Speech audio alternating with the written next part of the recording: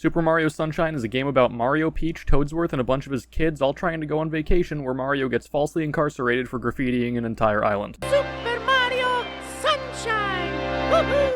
The game starts with our Mushroom Kingdom residents aboard Peach's private plane that she owns, only perpetuating the economic gap and poverty crisis within the Mushroom Kingdom. They 9/11 their way onto the launch pad where they find a massive pile of sticky paint-like goop that appears to be moving. If only there were some sort of flash liquidizer ultra dousing device on the airstrip. Oh hey, there's one. So Mario meets Flood, who was invented by Professor Egad, who is most well known for his appearance in the Rat Maze minigame from Mario Party 6. Mario straps Flood right onto his back like friends do, and they go around clearing up all the paint, while Peach has some heat-stroke hallucinations. Turns out paint blobs are sentient piranha plant-like creatures that hate getting that mouth wet, so that's certainly lucky. They spray the shit out of this bitch and save the airstrip from further troubles, but oh shit, it's the fuzz! Mario gets arrested and put up to a trial where the one time somebody tries to bring counter evidence to their extremely poor judicial system, they get overruled and Mario is sentenced to house arrest, or I guess island arrest, until he fixes all the problems. After Mario's reverse O.J. Simpson trial, he sits in a cell for a night where the only thing he can listen to is this nasally fucker talk about these stupid little star things that got scared by some racially insensitive graffiti and ran off to wherever the fuck. Now Mario has to find all of them and restore sunlight to the island, and he can't leave because they confiscated his passport, and despite the literal princess being there, the Mushroom Kingdom Embassy doesn't seem to want to help. So the island is covered in sludge, but then this fucker shows up on a statue with his epic guitar skills.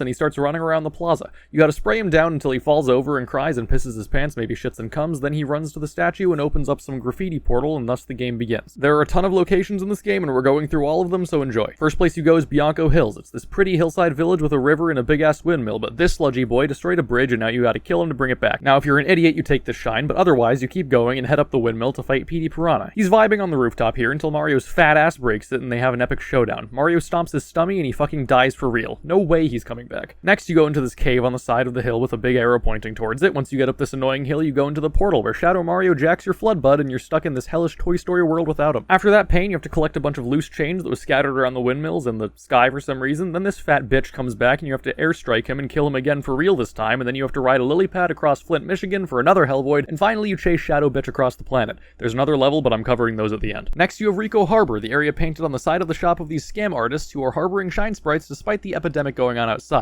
Fucking Tanukis. Rico Harbor is a McDonald's playpen adjacent to a dock, and it has music that goes. In episode 1, Mario fulfills his tentacle hentai dreams by tearing the limbs and mouth off this blooper until he shoots into the sky and dies from the injuries. No way he's coming back. In episode 2, aka the one everybody remembers, you ride the blooper's genetically modified children around until you enter this dude's back alley Olympic race, where if you fail, he tells you to conquer the kiddie pool first. Bitch, I will conquer your fucking ass. In episode 3, you have to enter the playpen and do this for a while. Until you reach the top. As a kid, this felt like the equivalent of playing Getting Over It while drunk, but now I'm a grown-up and it only feels like sober getting over it. In 4, you have a Hell Void, in 5, Tentacle Hentai shows up again, but stronger this time. No way he's coming back. In 6, you gotta motorboat some coins, and in 7, you chase Shadow Mario across the scaffolding like it's a way out. By now, you've probably been getting sick of the oil spill on the beach, so you can go clean that up and find the giant lighthouse, which takes you to Gelato Beach, where you will find no gelato, and instead just these weird fucking things. This location is a special kind of fucked because they start you off with a Hell Void level inside of a sandcastle that you build by spraying a beach flower until it explodes. After this Minecraft monstrosity, Mario has to smear these creepy things off the reflector mirrors that are allowing this giant wiggler to suck the juices out of an egg. Is egg juice the whites or the yolks? I don't know. With the mirrors realigned, you burn this wiggler so hard that its body decomposes and collapses into the sand. No way he's coming back. Oh, he's back right now and he's angry. Mario murders this animal a second time in a level called Wiggler Ahoy Full Steam Ahead, which is also the name I imagine of a Titanic-themed porno. The sacrifice of the wiggler's immortal soul causes the egg to hatch into this fucker. This thing is the coolest creature in Mario history and is also the biggest asshole. You're just trying to grab some coins and he starts turning fucking sideways. Also, I don't know what tower this is and where, but why and how the Delfinos built a tower this high is beyond me. Coming back down from one demon to another, Mario meets Il Piantissimo, who is a bearded little fuckstick that won't give you the shinies hiding up his ass until you beat him in a race. With him horribly defeated and humiliated, so much so that he will never ever race again in his life, we go through the other typical bullshit of red coin hunts and Shadow Mario chases, finally completing the required levels of Gelato Beach. Back in the plaza, a weird boat shows up that doesn't at all look like Bowser or anything. Shadow Mario steals Peach, shows Mario what he plans on doing with her, and then motorboats off to have a wonderful day at the carnival. Mario launches himself out of a cannon to follow because, I mean, why not? And he arrives at Pina Park. Shadow Mario Jesuses his way onto this pool, and a giant metal Bowser shows up. So this old guy is like, "Oh no, there's a giant creature terrorizing the park. Do you want to ride my roller coaster?" So Mario rides his coaster with military-grade water rockets strapped to Flood and destroys the mech. Shadow Mario turns out to be Bowser's son, who thinks Peach is his mom because Bowser is that guy in Twitch chat who thinks he's dating the streamer and tells everybody about it. Turns out Professor Egad made his staff too, so he's been playing 4D chess behind the scenes clearly, and Bowser Jr. Jr. and Peach fly away to Mount Corona, which is a name that really has not aged well in 2021. In episode 2, they closed off the park for COVID restrictions, and now Mario has to throw bombs at Mr. Rossetti to do another Hellvoid level. No way he's coming back.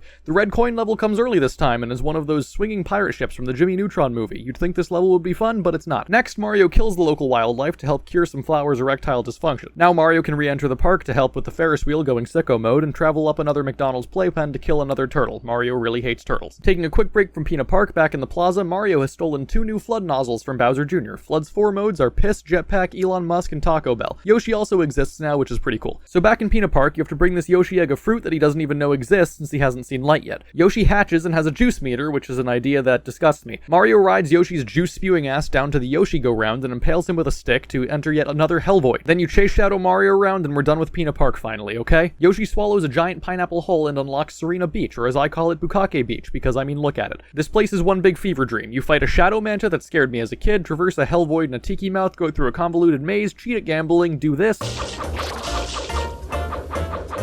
Fight a King Boo who gives the best cunnilingus you'll ever experience, speedrun janitorial duties, and of course, chase this fucker through the hotel. After the horrors you've seen in Serena Beach, you probably don't want to see anything anymore, so you can go stare at the sun, but oh wait, now you're in Noki Bay, where the water is yucky stinky because the waterfall has been corked by Mr. Rossetti. Mario uncorks the waterfall, but it doesn't fix the water, though clearly that isn't a high enough priority because instead you have to go through this maze and fight Blooper Asshole for the 300th time. Then an old guy shoves you into a bottle to test out his scuba equipment before sending you down below the waterfall to fight the most terrifying boss in all of Mario and rip out his teeth. With his gingivitis cured, I guess, FLUDD gives you a PSA about dental health and you have 3 awesome levels in a row. ELPN Pissimo races you climb into a shell for a Hellvoid, and then chase Shadow Bitch around before heading back to the plaza for the final zone, Pianta Village. You Elon Musk to the top of the Shine Tower and enter the most forgettable location of the game where some bitch is letting her poorly trained Dodds roam around. Oh, it's okay, they don't bite! Yes, they do, they are literally chain chomps, all they do is bite. Mario gives him a good bath, and after yet another race against ELPN Bichimo, the village has a Serena Beach level Bukake party, and you have to travel along the taint of the village to reach the Shine. Next, this bitch is back to her old tricks, but with a bigger dog, then Yoshi squirts Yoshi juice into a Hellvoid where Delfinos throw people for fun. For participating in this sinful ritual, you are forced into some community service before doing your final chase of Shadowcock. At this point, Mario's skills are getting the Delfino women so wet that the plaza floods. Now, there are more levels you can go do, like Pachinko Hell, Melon Pain, Cotton Bullshit, or Water Level the Water Level, but fuck that, we're skipping to the end. Mario enters COVID Mountain, which has lava, spikes, lava-proof rafts,